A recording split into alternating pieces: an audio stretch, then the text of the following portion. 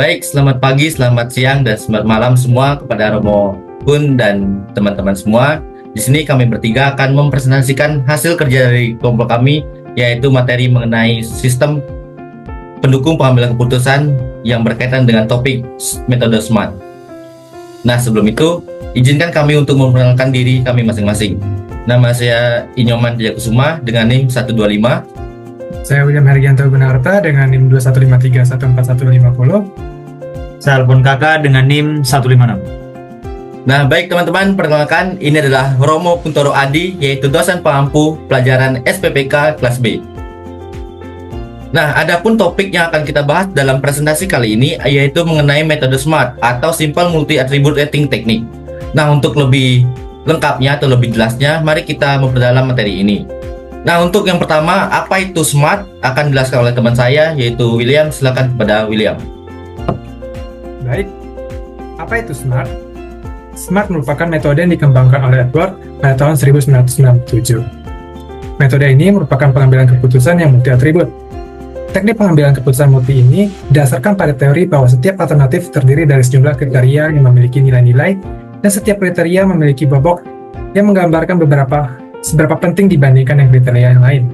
Pembobotan ini digunakan untuk menilai setiap alternatif agar diperoleh alternatif yang terbaik.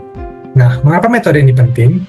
SMART atau Simple Multi Attribute Rating Technique merupakan metode yang penting karena ada beberapa alasan utama. Yang pertama, sederhana dan mudah diterapkan.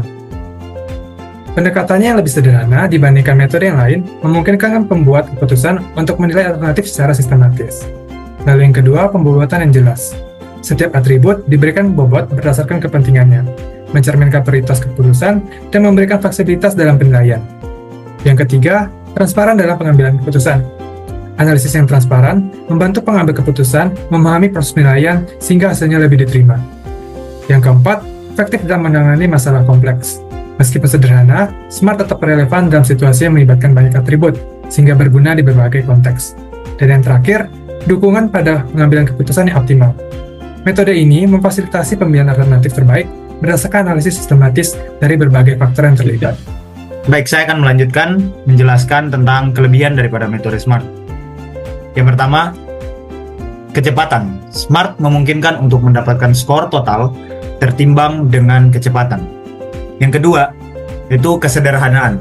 Metode SMART merupakan salah satu metode MCDM yang paling sederhana, cocok untuk penulis yang tidak akrab dengan MCDM. Dan yang ketiga, yaitu fleksibilitas. SMART mudah dimodifikasi untuk menyesuaikan dengan jumlah kategori yang meningkat. Yang keempat, penggunaan skala rasio. Penggunaan skala rasio untuk menilai preferensi penulis. Yang kelima, yaitu efisiensi waktu. Pada metode SMART, memungkinkan untuk mengambil keputusan yang cepat dan efisien, yang sangat penting bagi para pengambil keputusan. Selanjutnya yaitu stabilitas keputusan. Dalam metode SMART, mengubah jumlah alternatif tidak mempengaruhi keputusan asli, berguna untuk menambah alternatif baru. Selanjutnya itu kinerja. Dalam metode SMART sendiri, alternatif yang lebih baik dibandingkan dengan metode lain dalam ukuran kinerja. Dan yang terakhir yaitu kombinasi kriteria. Penggabungan berbagai kriteria kuantitatif dan kualitatif menjadikannya populer. Selanjutnya yaitu kekurangan. Nah, kekurangan dari metode SMART sendiri ada 4, yaitu yang pertama, telah ditekankan bahwa perbandingan tentang pentingnya atribut adalah tidak berarti jika tidak mencerminkan rentang konsekuensi dari atribut itu juga. Dan yang kedua, salah satu keterbatasan teknik ini adalah bahwa teknik ini mengabaikan hubungan timbal balik antar parameter. Dan yang ketiga, yaitu peringkatan. Peringkatan dalam alternatif tidak relatif. Mengubah jumlah alternatif dianggap tidak akan dengan sendirinya mengubah nilai keputusan dari alternatif asli. Dan yang terakhir, karena banyaknya atribut, metode SMART akan terlalu sulit untuk diterapkan dan dipertahankan. Baik, kita akan membahas tentang langkah-langkah dari perhitungan metode SMART. Nah, dari langkah-langkah ini, yang pertama yaitu kita terlebih dahulu menentukan kriteria. Selanjutnya, yang kedua yaitu menentukan bobot kriteria. Dan yang ketiga, melakukan normalisasi bobot kriteria. Keempat, memberi nilai parameter untuk setiap kriterianya. Kelima, menentukan nilai utility. Dan yang terakhir yaitu menentukan nilai akhir. Nah, kita akan bahas secara lebih lanjut, yaitu yang pertama menentukan kriteria. Menentukan kriteria sendiri itu adalah mengidentifikasi kriteria yang relevan untuk menyelesaikan masalah berdasarkan data dari pihak yang berwenang. Kedua, yaitu menentukan bobot kriteria. Bobot kriteria memberikan bobot pada setiap kriteria dengan skala 1 sampai 100 sesuai dengan tingkat prioritas. Ketiga, yaitu normalisasi bobot kriteria.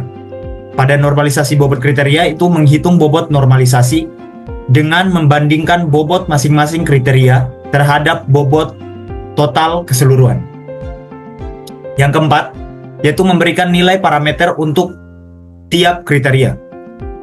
Dalam menetapkan nilai untuk setiap alternatif berdasarkan data kuantitatif atau kualitatif yang dikonversi ke dalam bentuk angka. Yang kelima, yaitu menentukan nilai utility.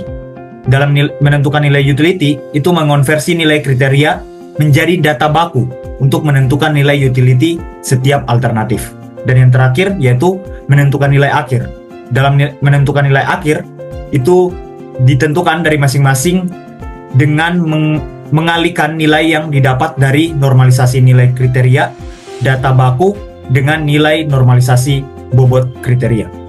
Nah, adapun studi kasus atau contoh konkret yang kita asumsikan sebagai contoh untuk metode SMART ini, yaitu adalah seorang mahasiswa.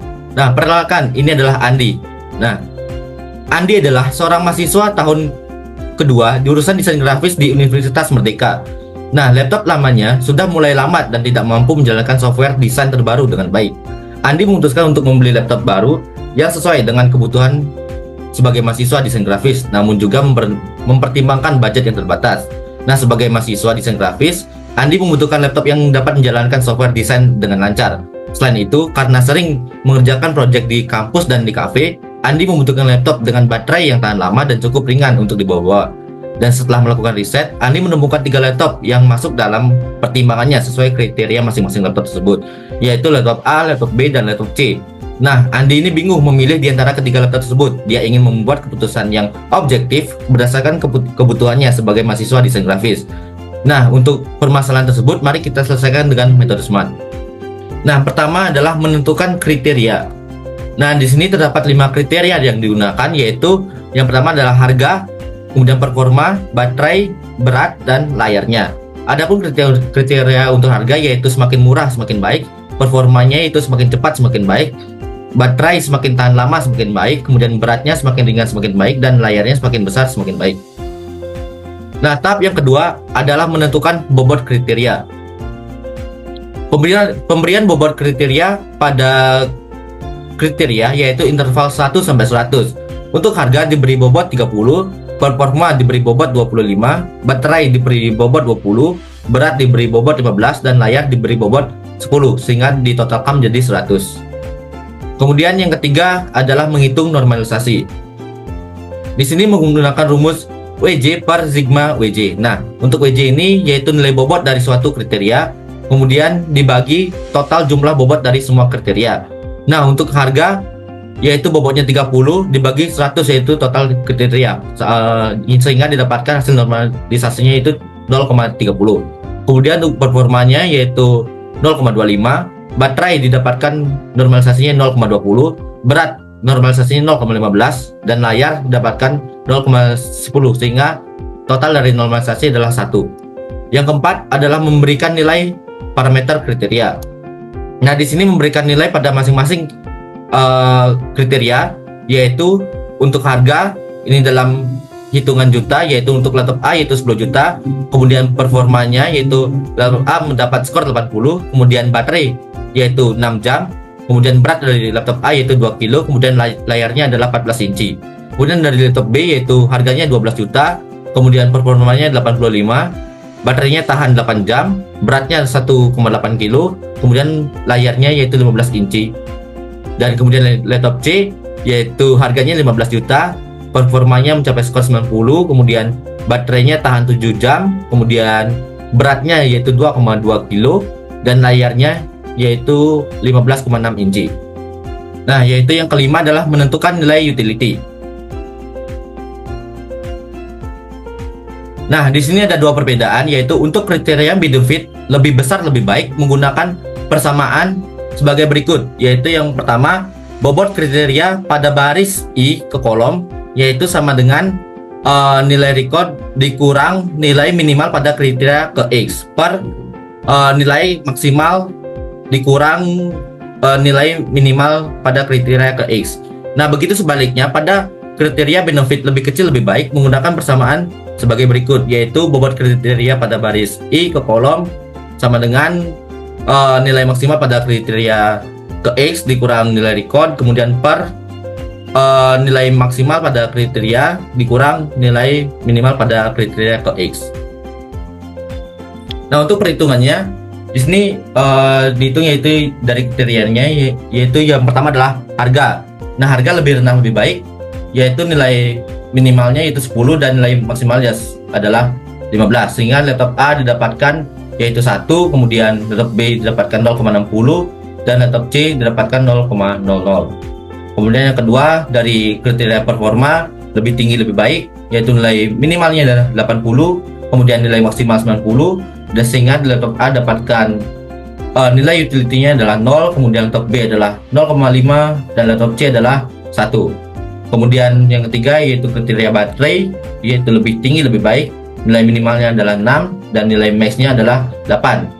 Sehingga dihitung menggunakan persamaan didapatkan laptop A yaitu 0, kemudian laptop B utility-nya adalah 1, kemudian laptop C adalah 0,50. Kemudian kriteria yang keempat adalah berat. Nah, berat di sini nilai minimalnya adalah 1,8 dan nilai maksimalnya adalah 2,2. Sehingga laptop A didapatkan yaitu 0,5, laptop B dapatkan 1, laptop C adalah 0.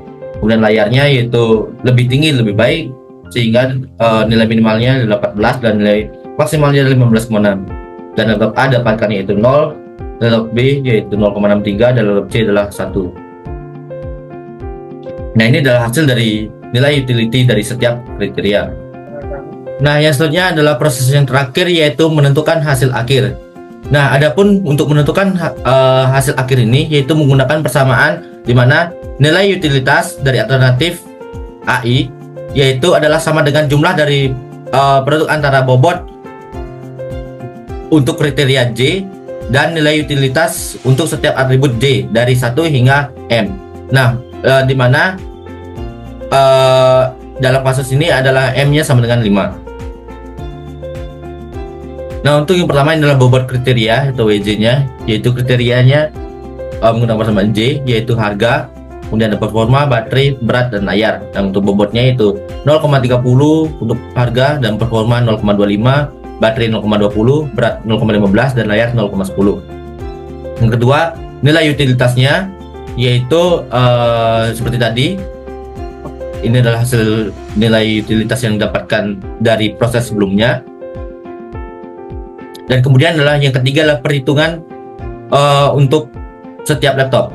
Nah, jadi untuk penentuan nilai akhir ini jadi menggunakan persamaan yang tadi, dan untuk contoh perhitungan untuk laptop A yaitu untuk nilai utilitas untuk alternatif I yaitu laptop A yaitu adalah 0,30 dikali 1 plus 0,25 kali 0,00 plus 0,20 kali 0,00 plus 0,15 dikali 0,50 plus 0,10 dikali 0,00 yaitu sama dengan 0,30 ditambah 0 ditambah 0 ditambah 0,075 ditambah 0 sama dengan 0,375. Nah, dari perhitungan ketiga laptop ini kita mendapatkan hasil akhir yaitu bahwa laptop B adalah mempunyai nilai yang paling tinggi yaitu 0,718. Nah, ini adalah hasil dari perhitungan yaitu alternatifnya yaitu laptop A mendapatkan nilai utilitas total yaitu 0,375, laptop B yaitu 0,718, laptop C adalah 0,45. Sehingga setelah melakukan perhitungan menggunakan metode SMART dari berbagai proses yang dilalui, Andi sebagai mahasiswa desain grafis yang kebingung mendapatkan rekomendasi laptop terbaik berdasarkan kriteria yang ditentukan, berhasil dengan mendapatkan rekomendasi laptop B, yaitu laptop dengan nilai tertinggi yang akan menjadi pilihan yang paling sesuai dengan kebutuhan dan preferensinya sebagai mahasiswa desain grafis. Sekian presentasi dari kami bertiga. Kami mohon maaf apabila ada kekurangan, dan kami tentunya meminta saran dari teman-teman semua apabila ada kekurangan, dan kami mengucapkan terima kasih atas perhatiannya. Jangan lupa like, comment, and subscribe agar bisa menjadi Asus Speed. Arigato. Terima kasih. Benar kan?